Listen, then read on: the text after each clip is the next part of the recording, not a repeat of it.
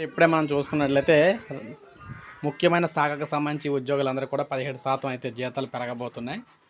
మీరు చూసుకోవచ్చు. బ్యాంకు ఉద్యోగులకు సంబంధించి బ్యాంకు ఉద్యోగుల వార్షిక వేతనం 17% అయితే పెరగనుందన్నమాట.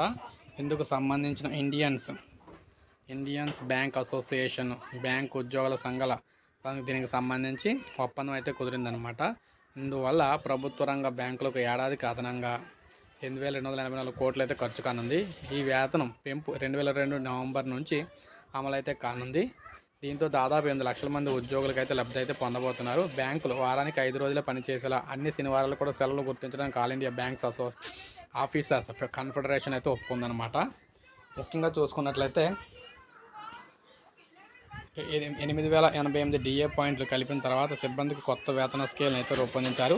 కొత్త వేతన సెటిల్మెంట్ ప్రకారం మహిళా ఉద్యోగులు మెడికల్ సర్టిఫికేట్ సమర్పించకుండా నెలకు ఒక సిక్ లీవ్ తీసుకునే సౌలభ్యం ఉంది. ఉద్యోగ రిటైర్మెంట్ సమయంలో 255 రోజుల వరకు ప్రివిలేజ్ లీవ్ను కూడా నగదుగా తీసుకోవచ్చు.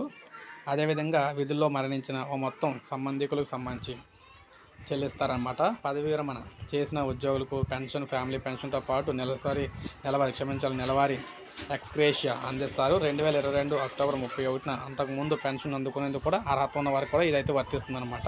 సో ఈ విధంగా వీరికి ఇలాగా జీతాలు అయితే పెరగబోతున్నాయి. సో ఇది ఫ్రెండ్స్, ఈ వీడియో లైక్ చేయండి, సబ్స్క్రైబ్ చేసుకోకపోతే మన ఛానల్ సబ్స్క్రైబ్ చేసుకొని